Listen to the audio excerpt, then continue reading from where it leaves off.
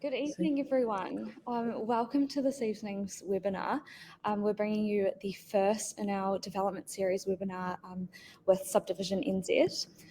If you haven't joined a Relab webinar before, my name's Stacey and I'm the social media and content manager. And I will pass you on to Ben shortly, but just before that, I just want to give you a quick introduction to Relab if you haven't heard about it before, and run over some quick admin things. Cool. So Relab is a property data platform for property professionals to access 360-degree unbiased data. This allows you to make data-driven decisions with our easy-to-use interface. If you haven't used Relab before, we definitely recommend checking out our advanced mapping tool where you can view information such as you can view property details such as building and resource consents, title and information, and underground services, plus a whole lot more.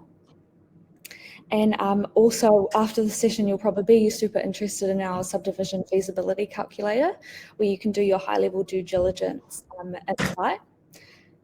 We've also added in a new medium density tool that aligns with the proposed medium density rules. So check out those later on. Cool. So just a few admin things while we're here. Feel free to say hi in the chat. We'd love to know who you are, where you're from. I'll be monitoring the chat, so if you've got any technical issues, I can help you out. And if you can't stay for the whole thing, you'll be emailed a recording of the webinar at a later time. And all the recordings will be available on our socials as well, so you can go back and have a proper listen. And lastly, if you have got any questions, just chuck them in the chat on the right-hand side, and we'll be able to address them at the end. And just a side note, please note that everything in this webinar is purely based on our panel's technical issues. Yeah, so everything discussed in this webinar is based on our panel's experiences and views and should not be taken as financial or professional advice. Now I will pass over to Ben, who will introduce our guests this evening.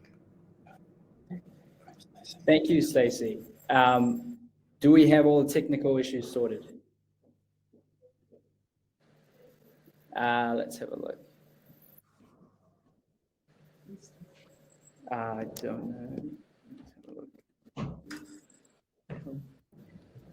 Ben, if you want to just introduce them as I sure. and I'll help out with that technical. Yeah, absolutely. Awesome. Thank you for that, Stacey. Hello and welcome, everyone. I would like to thank, first of all, Relab's team for supporting our webinar today. We are extremely lucky to have the technical support from Stacey today, who is the content and social media manager of Relab, to put this together, this webinar series with swift communication. We've had many successful webinars before with Relab's experience and organization. I believe this webinar series will be a successful one in the long run as well. Relab is now one of the most used tools for development data within Auckland. It has assisted me the most throughout my journey to learning residential development. Its raw data and easy-to-use platform has really helped me in my decision-making world. It is quickly becoming my one-stop shop for buying property. But many people who don't know me, my name is Ben, and I'm the creator and admin of Subdivision New Zealand. Many people probably haven't met me yet as well, but my story is relatively simple. Around 3 years ago, I created Subdivision New Zealand because I wanted to start my first development. But I couldn't find any platforms which I could learn from. I quickly realized that there was a loss in transparency within the development space, especially for small mom and pop developers who wanted to get into development. The knowledge and the know-how just isn't very accessible. I started out with 10 members 3 years ago, and now we are over 11,000 members and growing. I have a postgrad in finance from the University of Auckland and have recently been helping developers of all kinds find suitable properties for them. I've been with Harcourts for over a year now as well and have closed tens of millions of sales. Today, Subdivision New Zealand's motto is an open and transparent platform to learn and extract information freely from our members regarding everything property development related. As you all know, Subdivision New Zealand has gained amazing people to join the administrative team. I would like to give them a warm welcome today by introducing Kirsty Merriman and Paul Miller. Now, Kirsty, a self-made newcomer to development, but has a position for bespoke residential developments. She has really shed a positive light for the development community. She is probably one of the most well-known developers due to the articles we all have been seeing floating around online. She found herself in development just 4 years ago, before coming from a corporate background in product development with an MSc and some postgraduate qualifications. I've been slowly chipping away at a wealth of knowledge she has accumulated over the years. And Paul, he has been managing development projects and construction for over 25 years. He has experience not only in residential, but in commercial developments as well. His specialty lies in commercial builds and fit-outs, residential and social unit developments as well. He now runs PJM project management and is committed to bringing clarity to projects. Both Kirsty and Paul are significant assets and are on board with Subdivision New Zealand. And everyone within this community can look towards learning a lot from them in the future. Now, today's topic is actually a really unique one. Should we still do a development? What works? What doesn't work? The dilemma in the decision-making and the high-level issues within our feasibilities. Without further ado, I want to hand over the mic to Kirsty and Paul for them to share a journey on development with a real-life example. Now, over to you guys. Thank you very much for that, Ben. Let's hope we can live up to your compliments. So very early on, my story is my development journey started only about 4 years ago, and it was mostly triggered by Auckland's unitary plan change. I went from contemplating and building a single house development down south in Dunedin to a multi-unit development in South Auckland, Takanini. I actually had no idea what I was doing. It just sounded like it was going to be interesting, something good to do. So looking at it very simply, I went from developer daycare, that is a single villa, to graduate school with zero training.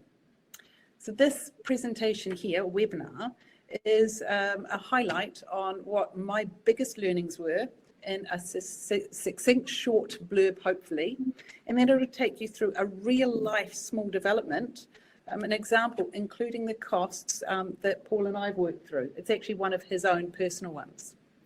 So when I talk about what was my biggest learning, well, my biggest learning really was to try and understand the total project costs. It was an absolute necessity. There was no way I was going to be borrowing millions of dollars, staying married with borrowing millions of dollars, and do something that I didn't know what the numbers were. So I had to prepare a development feasibility. Do you think I even knew what a development feasibility was? I had no idea what it was, but I did step out and eventually figure it out. So a development feasibility for anyone that is new, like I was, is really, what are all the costs? Yeah, not the costs that we want to put down, the costs that we fudge. It's what are the real costs? And after selling or deciding to keep your finished product, am I going to have a profit that's good enough to make the risk worth taking? And not even if the profit is good enough, but it's, am I going to come out still standing up with money in the bank?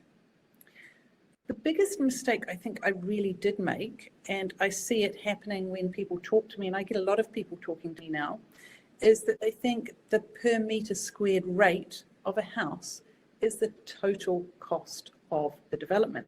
It's not. It's definitely not. So if we say a per metre square rate, I'm just going to pluck a figure out so I'm not repeating what I hear a lot, $3,000 per square metre. I say I want to build a 200 square metre house, the cost is not going to be $600,000. The per metre square rate, do we even understand what it is? I didn't. I remember my banker at the time asking me if it had GST involved or not. I actually didn't know. I had to go onto my laptop, hunt it out, and discover that actually it had excluded GST, which was a good thing. one size also in looking at a development does not fit all. So I'm currently working on my third, and the rules that I'm using and the ways of looking at are quite different to my 14-unit development, which again is drastically different to the single build I did down south. There are many, many costs outside of a net building. And it's not even a rule of thumb, it actually works out. So in context of a multi-unit subdivision, noting I'm doing mine in South Auckland, I am doing it on peat soil. It is the per metre square rate only makes up about 60% of that development cost. Right. Very, very important. Yeah. There are a whole lot of costs on top of it. Yeah. So in a way, what you're saying, Kirsty, is you could look at it where if someone gives you a $3,000 per square meter build rate, you would have to actually factor another 40% on top of that for the overall project cost. Essentially, yes. Yeah, for a multi-unit Oh development. wow. Yes. Okay. That's a So Will, big do you have any grip big difference. 6K? Yep, it is a big difference. Yep. So I've effectively, throughout my journey, probably as Subdivision New Zealand opened up the Facebook page, I connected with Paul. And we found we shared a passion for property development. It's a really good discussion point, isn't it? Yes. Macro and micro. No, we never run out of topics, no. Yeah, correct. So Paul now is going to share a feasibility on one of his own personal projects. It's a feasibility that we looked at a couple of years ago, and we've rejigged over the past 3 or 4 days. Yeah, we have. We give it a bit of a tune-up. Yep. So Paul is really typical of probably many people that are watching this webinar now, where he's had a property that was a rental and it's on rezoned land. So Auckland went through the unitary plan and he's now got mixed housing urban, Yep. but New Zealand is effectively going to be rezoning shortly. So a lot of people are going to find that they're going to have opportunities. So because you're typical of Yep. many people, Yeah. how about you tell us now about your site? Okay, all right. So the example that we're going to run through this evening is it's a small site. It's a 378 square metre fee simple site, and it's located in the suburb of Three Kings in Auckland. So basically, it's actually a leftover from an old development I did about just pre-GFC, where I took a 750 square metre site. I subdivided off the back lawn, sold the house on the back, and kept the villa on the front as a long-term rental. So at the moment, it's a 378 square metre site, which is the smallest land you could do back then. It's got an old bungalow on it that I've held as a rental for a long time. And with the recent capital appreciation that we've had, with the property going up significantly, but the rental income not keeping pace with the value of the property, it's quite a low yielding property. So with the change in the unitary plan about 2 years ago, I sat down and figured out what should I do with this. So we did start talking at that point because you were wondering if you should actually take your money out of it, didn't you? Correct. Because the house prices had gone up. Yep. And your yields had gone down. Interest rates were plummeting. Yep. No one will hear that now because it's the exact opposite now. Yep. And of course, we had changed planning rules. Rents, of course, were not really doing much. The yields were low, and we had healthy homes, which Correct. meant if you had older bungalows, not only was your yield low, but you were having to spend a lot of money in some cases to bring it up to healthy home standard. Yeah. So Yeah, it's interesting because healthy homes was actually the thing that prompted me to take a harder look at the property, because it had just been sitting there as a rental. It was kind of paying its way, and you sort of almost forgot that you owned it. But with healthy homes and having to come back and revisit a property that I owned for 12 years and look at renovating it and lifting the quality of accommodation, I sort of had to spend a sizable chunk of money considering the sizable chunk of money, I sat down and took a harder look at the property and looked at the options. So at the time there were 4 options.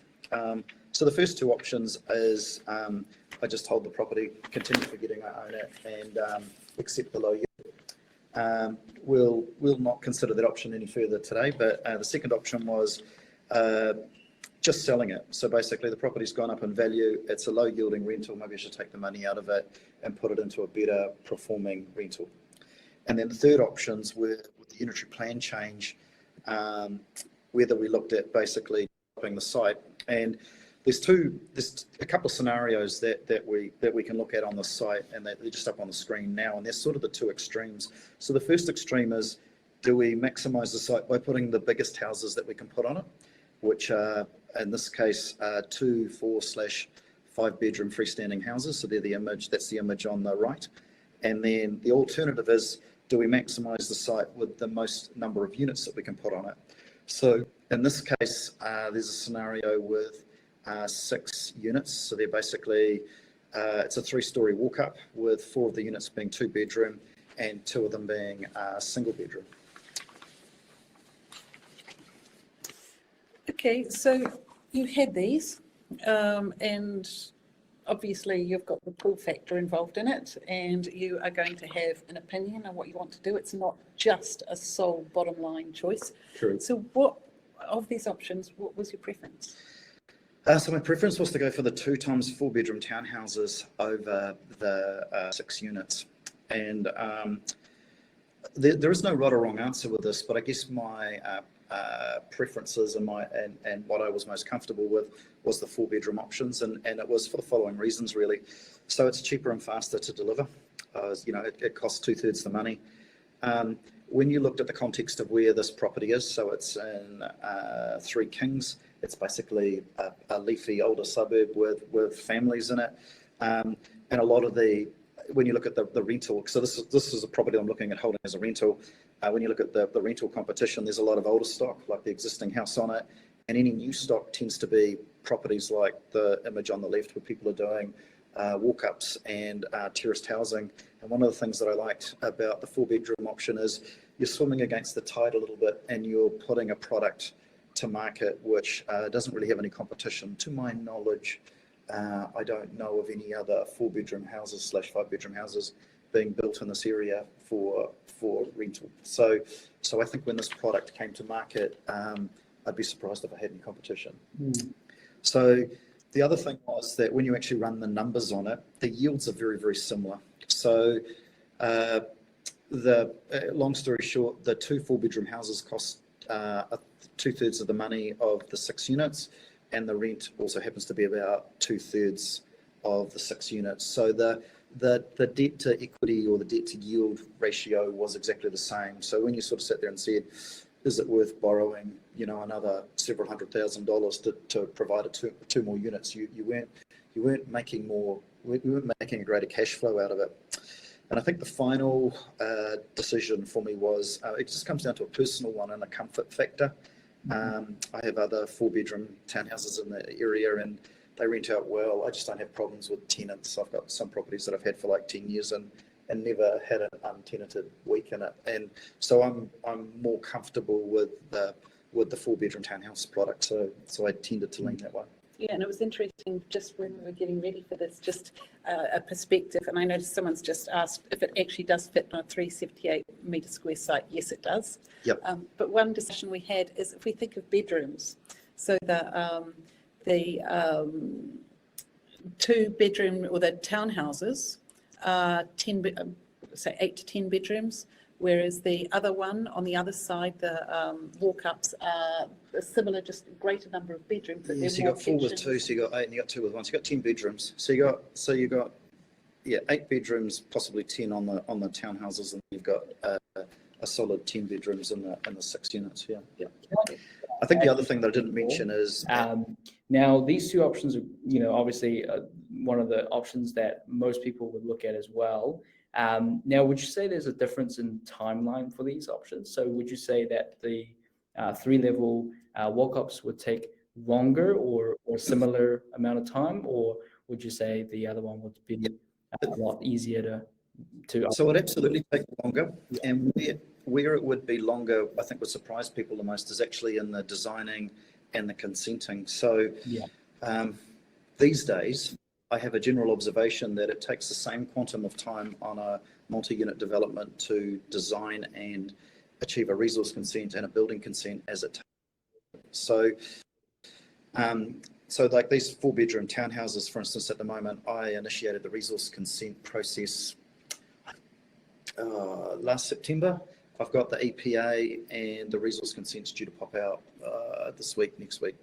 And so, you know, we're 6 months down the track just getting the resource consent and the EPA. And this is me in the industry dealing with planners that I regularly deal with and putting significant pressure on the council to push this through.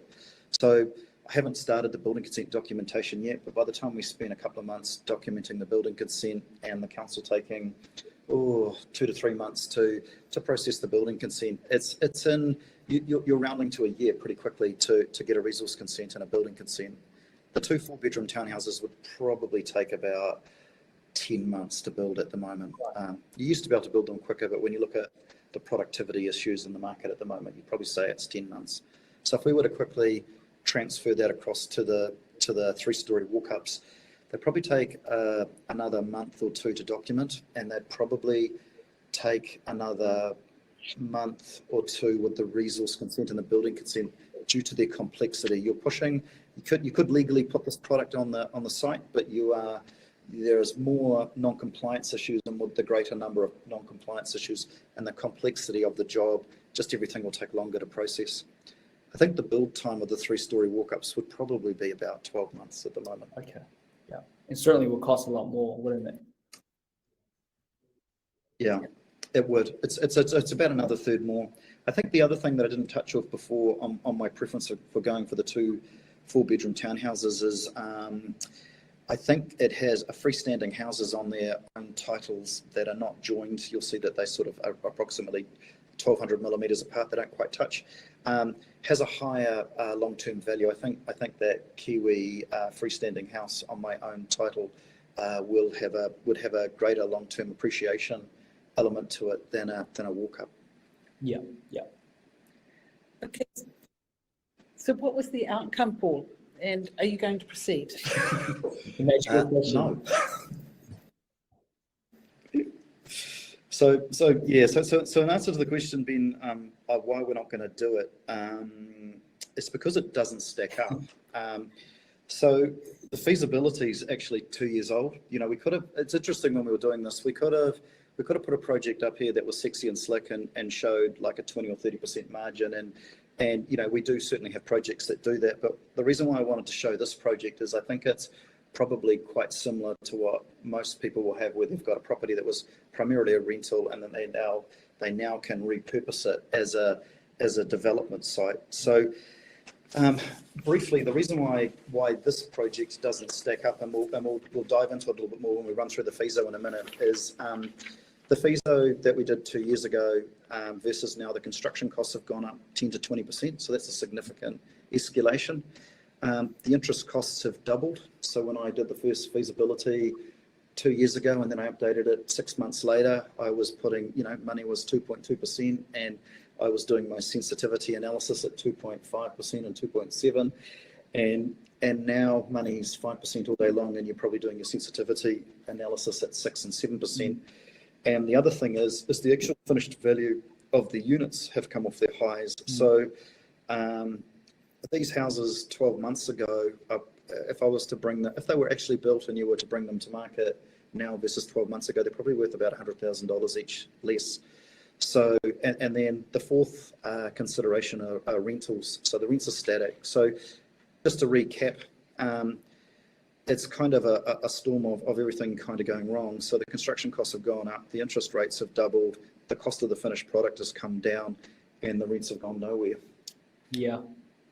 So, you know, so it's probably not the result that somebody would expect to see, but it's the reason why we've shown this project as an example, because I think it will highlight to people what's happening with projects and probably help explain why there are a lot of projects for sale on Trade Me at the moment with resource consents and building consents granted, and it's because there's movements and costs and these projects no longer stack up.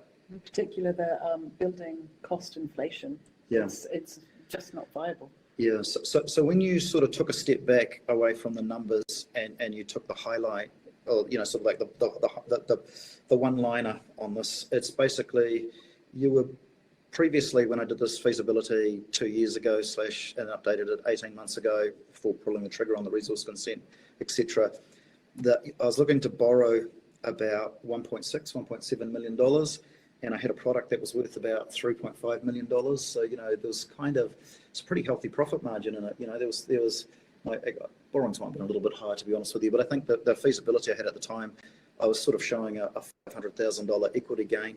And when the money was half of what it is now, it positively cash flowed and paid its way. I could have put a 25-year interest plus principal loan in place, and it would have covered itself. And the issues that I now face is that the cost of construction, that $400,000 to $500,000 equity position or gain that I had has probably half of it's been eroded with construction cost escalation. If it was sitting at 20%. Yeah. Another $200,000 has been eroded because the end product is worth $100,000 less each. And the third whammy is the cost of interest have doubled. So I think in the original feasibility, I think I had about 60, 70 grand for interest. And I think in the updated feasibility, I think about 120, if memory serves me correct. So there's a big loss in interest costs there, and it's sort of gobbled up the profit. Yeah. So correct me if I'm wrong. So basically what we're looking at is a trifecta effect, where we've got the cost of money, which is the interest rate, going up in terms of the curve. So we're looking at, holding costs for land at around 4 to 5% for the main banks. And we're obviously the construction costs for the lending has gone up even more significantly. Now you've got the supply of materials, which has a supply chain issue, and also the cost of things for materials are going up as well, as you mentioned, 10 to 20%. And also you've got the property price that has actually come, relatively down from the all-time highs of last year as well. That's a big margin killer for that one, isn't it? So you've got that trifecta. Yeah. And then I would also say there's another one on top of that, and correct me if I'm wrong, but I think most developers are looking at this situation with huge uncertainty because they don't want to do something now that later on they don't know what the actual cost to build is or the actual cost of finance and the property value. So uncertainty is a huge one in my books for this. Yeah, correct. So Paul, how about we drill through the numbers in more detail, and we'll bring up that magic slide that has been condensed considerably after many hours of work. Okay. All right. So hopefully those on the webinar at the moment can see the screen at the moment, which has got a rolled up feasibility for this project. So if we run through the numbers, so the current bungalow on the land that it sits on has a GV of 1.5 million. And when we transfer across to the budget line, what I've done is I've backed out the GST at this stage. So that puts the land in at 1.3 million as a round number. The next line item that we've got is the design and consultancy fees associated with the building consent and the titling and the subdivision process. And that would be approximately $75,000. Yeah. So Paul, would you just for the audience kind of explain what's in the design and consultancy fees there for that $75,000? Yeah, sure. So there's quite a few people involved in that. So it's the design documentation associated with achieving a resource consent, an EPA, which is an engineering planning approval, which gives you the ability to connect to the public services, and the building consent.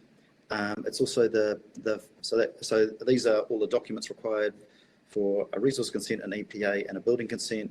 It's also the consultant's observations during the construction process, and the planning, surveying, LINs, titling, and legal costs associated with creating 2 titles for the 2 townhouses in this scenario. So if I was to very quickly rattle through the quantum of consultants for this particular project, and this particular project is very simple. There's a resource consent report, there's a geotech report, I need an architect, I need a landscaping plan, I need a civil engineer, I need a traffic planning consultant. Because this particular site's on rock, I need a soakage report. I need a contamination report. I need an acoustic engineer because we're chipping rock. I need planners and surveyors for surveying and the 2D3, 2D4 process. I need surveyors to set out the buildings and check height in relation to boundary. I need lawyers, and there's probably one or two others, valuers. Yeah, so this is not a particularly complex project, and that just gives you a quick high-level summary of the consultants required. Yeah, and I think with a development, any development that is that we have to understand what's on the surface of the land itself, what it takes to actually build on it, and that's why we need so many consultants. We need to understand what's underneath the land as well with the geotechs, and we need to propose this with consultants of different magnitude and different experiences to the council to actually get the resource consents and get the required licenses to actually do them. Is that right? Pretty much in a nutshell.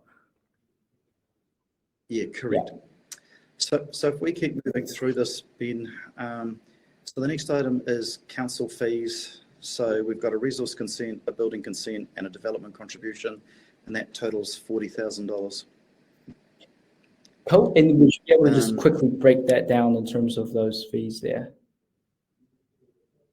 Yeah, sure. So on this particular project, the resource consent was very, very minor, but it's about $6,000. The building consent for the two houses is about $14,000. So these are the council fees, the processing fees is what we've budgeted. And then in Auckland City, for a simple subdivision where you're turning one lot into two, the development contribution is a very round number, $20,000, and that's how that $40,000 is built up. Okay. Yeah. Cool. And the next one, yeah. So the next, sorry. Okay, so the next line item is utility. So this is power, water, and fibre. Yeah. So just to give a quick rundown on numbers. So Chorus is approximately $4,000. This is basically running fibre lines to the two houses. Vector, I've allowed a budget of $7,000. And then water care, so that's basically getting a water connection to the site. The GST exclusive number works out at around about $16,400. So that's to cover what we call an infrastructure growth charge and a connection fee. So the first house you don't pay for because there's an existing one on site, but every time you add another property to the site, you incur this fee. So if we had three houses, that $16,400 would be times two. Yep. Got it. Okay. So the next line item, which will be a contentious one, I look forward to getting feedback on this one, is the construction cost. So what is this gonna cost to build? So the way that I've calculated this number, and this is one of the areas where the FISO broke, what would be the word that I use? It broke, it went broke. I broke it, yeah. Oh, we'll go broke if I build it. So basically, to get to this number of 1,088,000, what we're saying is each townhouse is 170 square meters. So somebody put a note in the chat there saying, how do I put two houses on a 378 square meter section? So you'll have to forgive me, but I don't want to share the plans because that's kind of my IP and it's quite a clever design. But what I will tell you is that the site is unusually wide. It's 17.5 meters wide. So that means each site's about, what, 8.5 meters? Is that correct, Matt? Yeah, 8.5 meters wide if you were to divide it in half. And the houses are approximately 7 meters wide. So there's a 1 meter gap between the two houses. And then you've got the houses at about 7 meters wide. And if my maths is correct, there's about another meter or 1,200 between the outside edge of the house and the fence line. So, and the houses being 170 square meters, well, the site being 378 square meters, you're allowed under mixed housing urban 45% site coverage. So if you go 378 times 0.45 on your calculator, hopefully you get 170 something square meters. And basically these 170 square meter houses, what's it divided by two? There's 85 up, 85 down. Is that correct? No. I wasn't listening, I was Okay. watching the chat. So basically you take the 170 square meters and you divide it by 2, and then you multiply that by 2, and that will work out at 45% site coverage. I probably confused people there, but that's, long story short, if you run reading again, that's how they comply. I've just noticed someone's asked a question, just to say, is there a garage? And that's probably... Yes, there is. Yeah, there is a single car garage. So I'm an old school old fogey. I really like properties with garages. Maybe it's because I'm a car guy. It was bad enough having to have a single garage for each site, but yeah, each property has a single garage. So the layout is a single garage. You've got a hallway down the centre. On the other side of the hallway, you've got a what I'd call like a front room or a study, and then basically got a kitchen, dining, lounge downstairs with a separate toilet. You go up the stairs, and there's basically 4 bedrooms upstairs with a bathroom servicing 3 bedrooms and an ensuite and walk-in wardrobe. Just so going back to the construction cost there. So what did you use to calculate? What kind of per square meter cost there? Okay, yeah, so the square metre cost that we're doing at the moment is $3,200 a square metre plus GST. So these will be moderately up-spec townhouses. When I did the feasibility 2 years ago, 18 months ago, I thought I could still build for about 2,500, 2,700 a square metre. Having looked at other tenders for similar projects that have come in over the last couple of months, I've had to take off my rose-tinted glasses, sober up, and put an appropriate rate in. And based on feedback that I'm seeing on other similar types of builds, 3.2 plus GST would be a competitive but achievable square metre rate for products like what we're looking at doing. At this level, yep. Yeah. Okay. So 3,000. Yeah. So if I can appreciate this is rolled up, so it's simple for people on the webinar to understand it. But on my spreadsheet, I've basically got $3,200 a square metre times 170 square metres for each house times 2 houses, and that equals $1,088,000. And then I have a $30,000 landscaping budget. So for this particular site, that's probably a light sum, but this particular site is level. It needs no earthworks of any significance. It's fenced on 3 sides already. So the 15K is basically covering a driveway, a footpath to the front door, and some planting. It's pretty straightforward. And one of the audience there, Johan, has asked, what's actually included in that square meter rate? So in my formula, the one that I'm applying to this feasibility, it's to the outside of the building line. So it's the building line of the house. So we'll call it the brick line, or the outside of the brick line, or the weatherboard line of the house. So it includes all the services connections, which are pretty straightforward on this house. It includes the slab. It includes the whole house that it's in its entirety. It includes the floor coverings, the kitchens, the everything to the building line. It includes the curtains, includes all the appliances, everything. Scaffolding, builders, P&G. Everything to finish the house to the net outside building line of it. Maybe a better way of describing is that what it excludes, and you'll see it in the feasibility, guys, is that it excludes the design fees, it excludes the council fees, it excludes the utility connections, it excludes the finance, and the 3.2 in this case a square metre happened to exclude the landscaping, which I've disclosed as $30,000. So that 1118 number for the construction costs, as I previously said, should be $3,200 a square metre times 170 square metres per house times 2, which should equal $1,088,000, and then there's another $30,000 on top for some short driveways, footpaths to the front door, and a couple of plants. Does it include appliances? Is it Yes. appliances? Is it high end or medium end or low end? Oh, it'd be like a developer's Bosch pack, something like that. But the finish, so it's medium finish. Medium. Okay. Fisher and Paykel. So I'm not going to the appliance warehouse. Okay. Not that there's anything wrong with the appliance warehouse, but so it's medium spec. So basically, to clarify, it's actually got a tall stud. I don't like building things with a standard stud. I always prefer to build with a 2.7 stud. Also, the windows would be 2.1 instead of 2 meters. And the doors would all be a little bit taller. There's a couple of little tricks that I like doing in houses to give a sense of grandeur, and that's tall stud and tall windows. So it does have a little bit of up-specking about it.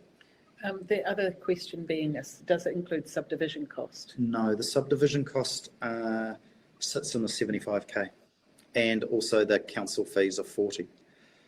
Yeah. Okay, so I'll keep going.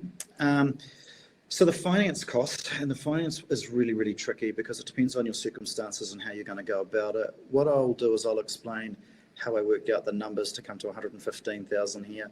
So what I've said is that I've got a $1.5 million piece of land. Well, it's actually going to be, these finance costs are actually going to be GST exclusive here. So I've got a $1.3 million piece of land, and that I've got to pay 5% for 12 months because it's a 12-month build.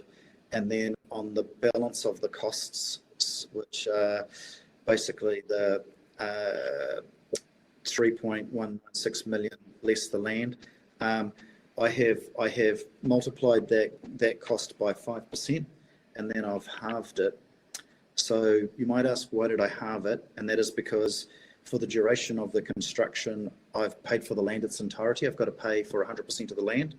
And a simple way of working out the finance for the build, and it is a very crude and simple way of doing it, there's certainly more sophisticated ways of doing it, is what you do is if it's a 12-month build, and say you're going to borrow for the purposes of explaining down the line, so it's a 12-month build and you're going to borrow $1 million, and it's at 5%, the interest rate would be 50 grand interest only, or the cost of finance would be 50 grand interest only.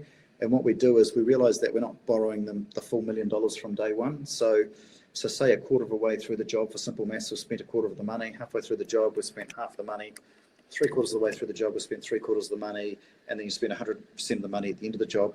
What we basically do is we halve the interest rate for the duration of the loan to reflect that you don't have the full drawdown. But this is on the assumption that I'm going to a main bank, that I'm explaining to them that it's a long-term rental, and that they'll progressively let me draw down the money without a line fee, and there's no broker fees and other bits and pieces. So that number could be a different number for a whole lot of different reasons for different people, but that's me giving a quick summary of how I've personally come to that number. Okay, so the next line item is a contingency, and this is a hotly contested conversation. Okay, so a contingency is going to be different for different projects. So long story short, if this is a $3.3 million job and we've got a $100,000 contingency, their contingency is approximately 3%. So that is a very light contingency for a development. I wouldn't recommend that we apply that number all the time. The reason why I've applied 3% on this particular project is it's a very low risk project. There's really no risk in the land or getting out of the ground, so there's no point applying a contingency across the land, which is, a third of the job or a third of the project value, a little bit more. And so basically, and I'm hoping that the banks would be convinced that a skilled project manager would pick up a few. I've got to try. A skilled project manager would need to run a lower contingency. So this particular contingency is 3% on the total project cost. I'd probably recommend to people, if you're doing a more complex project, especially if it's got complexities in getting the job out of the ground. Or through COVID. Yeah, all through COVID, because one of the things that I've kind of said was that I'm not really placing a contingency on the ground or the land, but if you were doing a significant project where there's a lot of earthworks, or you're doing soil strengthening, or, it's the land is a significant, getting the land ready for the development carries a significant risk, then I would probably suggest a contingency that might be 7 up to 10%, depending on the nature of the project. Got it.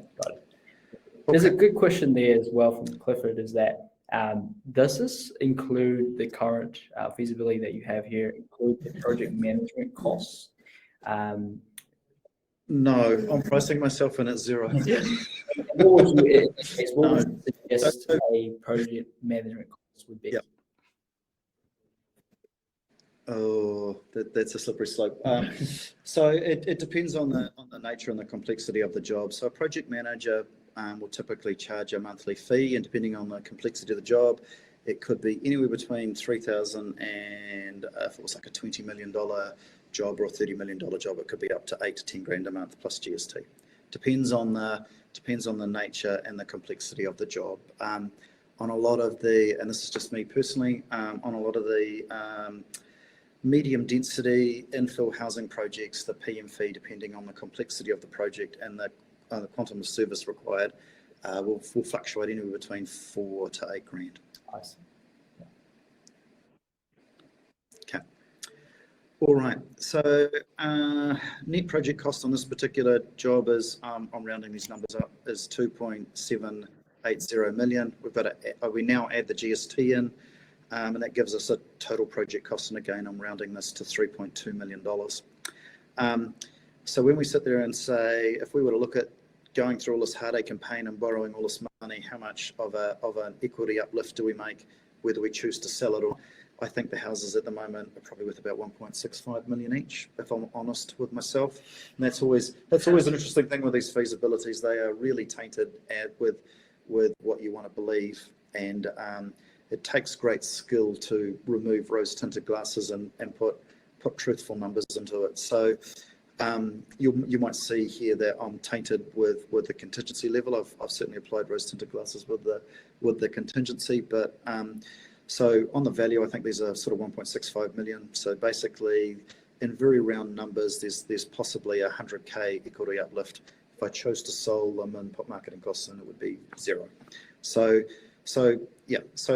at the moment, this project, you would no longer do this project for the purposes of making an equity uplift on the existing site.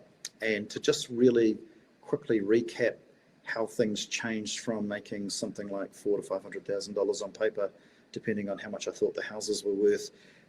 Long story short, the construction costs have probably gone up 20%, so we'll call that, say, 200K. The financing costs have probably gone up an easy 50K, so you're now sort of at 250K. You would have adjusted the contingency down a little bit to represent it's a cheaper project overall. I might have been extra generous and called it 80K. And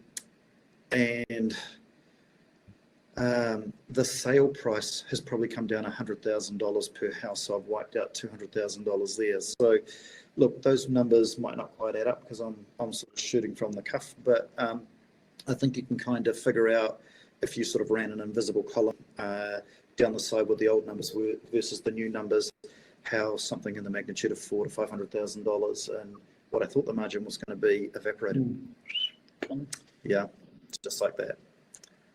What does it need to be? To proceed. Okay. So it depends on the funder and your equity position. So if you are a double-digit millionaire with a high 6-7 figure income and could fund a project standing on your ear, the banks might let you get away with like a 10% equity to do a project.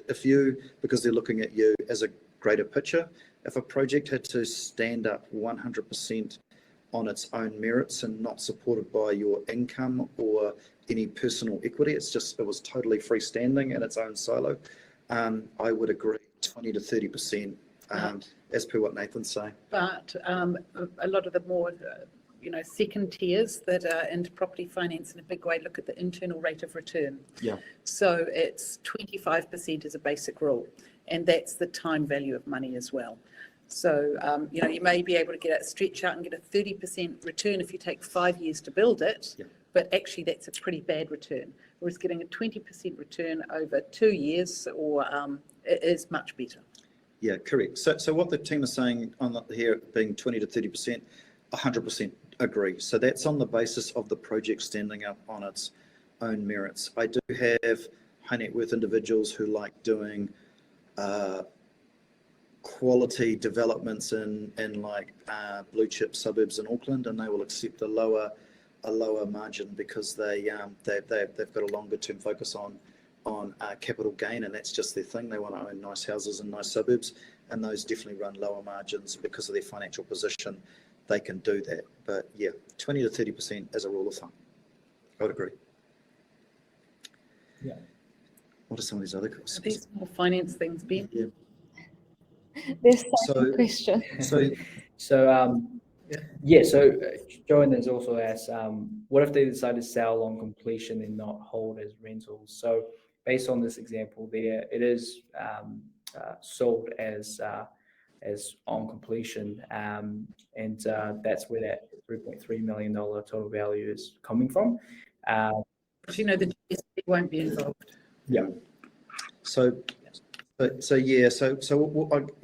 this case here, the feasibility actually excludes sales and marketing, so that number would evaporate, and but it also doesn't deal with GST at time of sale. So that would probably almost be a whole nother conversation about what you'd pay tax on and how it would be dealt with if you sell it, because I've owned the property more than 10 years. It's got one existing house on it, so I think at the time of selling, one house would escape Brightline, and the other house might be caught by Brightline. But that's But in short, I think we're getting questions coming up that are detailed on tax and on finance. They're entire topics on their own, and they're absolutely fascinating. I love them. But I think we're going to try and deal with that in another webinar. Is that correct? Yes, absolutely. Yeah. Coming up. So I guess to conclude at this stage, it'd be good to get the team's feedback on what you think. But so I guess that's the feasibility at this stage, and I'm undecided whether I'll. The real question is, did you go and do this project at the end, or did you go with another option? So at this stage, this project has a resource consent which is due to pop out in the next week or two, and it's got an approved EPA. So I think I've got 5 years to make a decision, or 4 years and 6 months, because I've got to show some substantial progress before it lapses. Or you need the market to improve, or inflation to deflate and interest rates to come down. Yeah, but I guess So just to recap, the cost of construction's gone up, the cost of interest rates have gone up, and the value of them's gone down, and it's sort of I don't think I'd be likely to proceed with it at this given moment in time. Another way of looking at it, saying I've got a $1.5 million property when I put GST back in it, and I'm going to borrow $1.8 million to maybe make a $100,000 equity uplift, and it doesn't positively cash flow, by the way, guys. The rent is about, for round numbers, the rent's about $1,000 per house. So let's call it, for simple maths, $100,000 a year in rent. And if you're borrowing, let's assume that I borrowed all the money, and you're borrowing 3.3 million at 5%. What's that? It's like 160, something like that. So basically, I know without getting into depreciation and offsetting interest, etc. If you just looked at the raw numbers and said, well, it's got $100,000 of income, and its holding costs are 160 interest only at 5%, and then I've got to pay rates and insurances and everything else on top. It's a financial disaster. And I just noticed there's been a really good question from Lisa about, given all the increases in costs, who would actually be able to develop in terms of your everyday Joe blogs?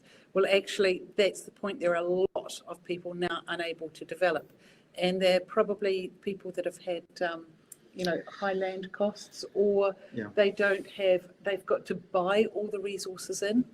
For instance, Paul is a project manager, so he project manages his own development. So there all of a sudden is a cost that's not in.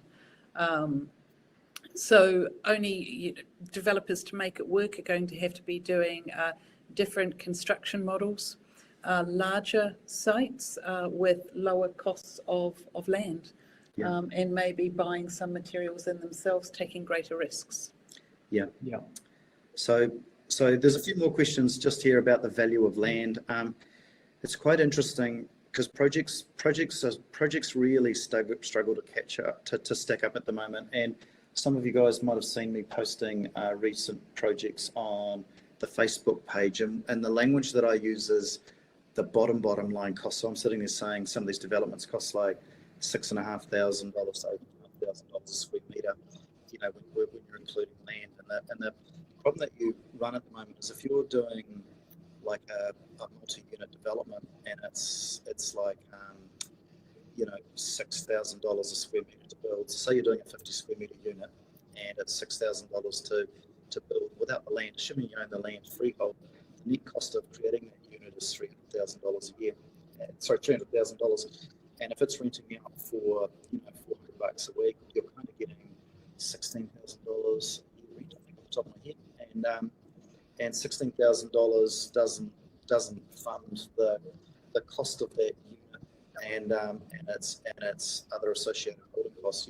You would have a negative cash flowing 1-bedroom unit with that simple example of building it at $6,000 a square metre, even if you had inherited the land or bought the land 20 years ago and had paid it off between now and then. So it's an interesting question. People sit there and say, is it all to do with the value of the land? And sometimes it is. I don't think you really want to be paying more for South and West Auckland, more than about 12 to 1400 square metre. Someone's just asked it actually. Yeah. Our sound quality is dropping as well. Yeah. So the other thing is in the higher areas of Auckland, you'll be paying over $2,000 per square metre. Or if you've got a less desirable site because it's harder to work with, you can actually pay under $1,000 per metre square. Yeah, certainly a site with peat or something, you want to be way under that because it'll take you 12 months before, and holding costs to basically stabilise the site. That was mine. Actually, it took it's actually faster than we expected because it was a drought.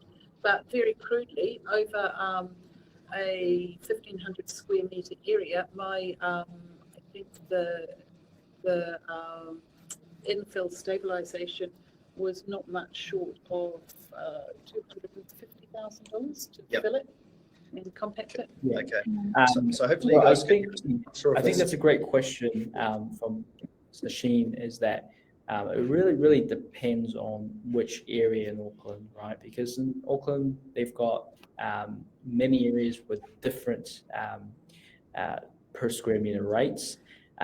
So it really depends on the contours of the site, the actual site stability, the geotechs on that as well, and what's on the site, where it's at, which location is it on the corner of a site, of a street. So there's a lot of differences in terms of per square metre rates. So today we won't go into in detail of that, but I think to summarize everything is that we've experienced a difference in interest rates in the last year and a half or so.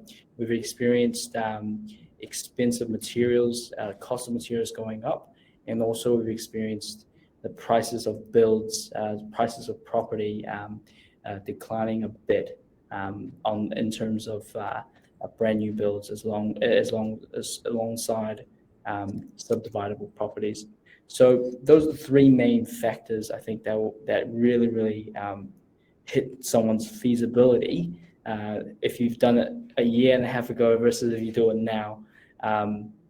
But we would love to answer just a couple more questions. I did see that there was one by I think it was it Johan? He's asking, how would you actually decide on a builder for a project?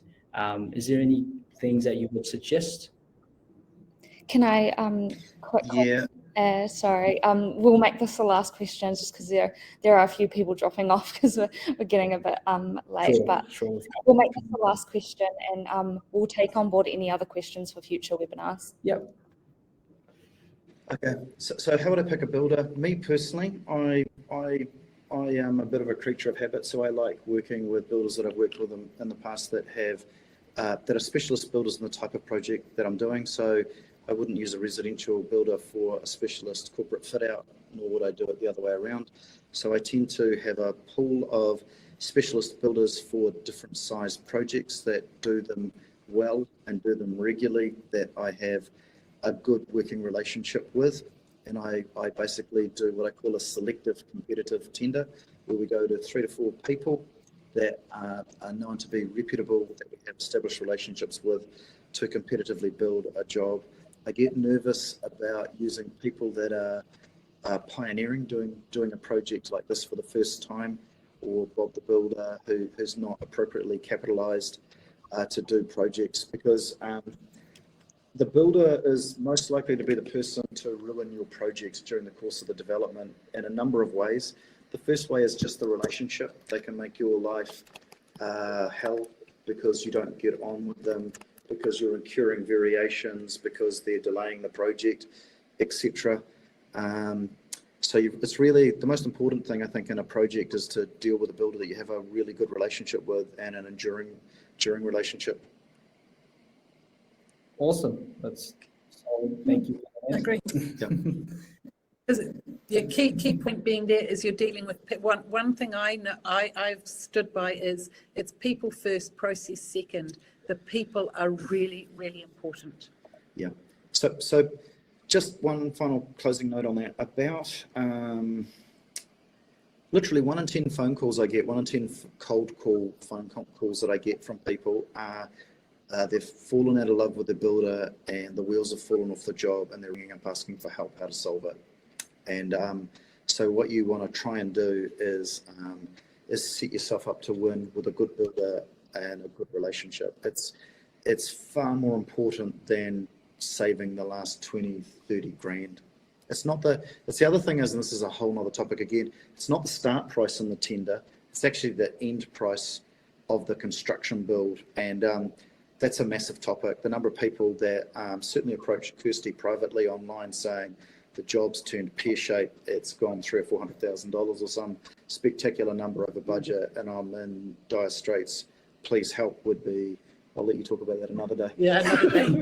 We can do problems another day. Definitely. Well, thanks for everyone that's coming. Just to segue a little bit as well for our next webinar, we are really we're keen to take a look at what the new unitary plan has in store for us as well. So this is a really good example of feasibility, but next we really want to try and have a look at the new unitary plans that are coming out in August later on this year. So thanks everyone, thanks for your time, and we will see you on Subdivision New Zealand. Feel free to ask any questions, we're all here to help, okay? Cheers, thank you. Cool. Thank you, everyone. Thank you, guys. Feel free to check out Bye. Relab Subdivision Feasibility Calculator. Yep. And yeah, let us know of any other topics you're interested in. Contact either Subdivision NZ or Relab. Yeah, we can help you out. Cool. Thank you, everyone. Cool. Thanks. Okay, thanks, guys.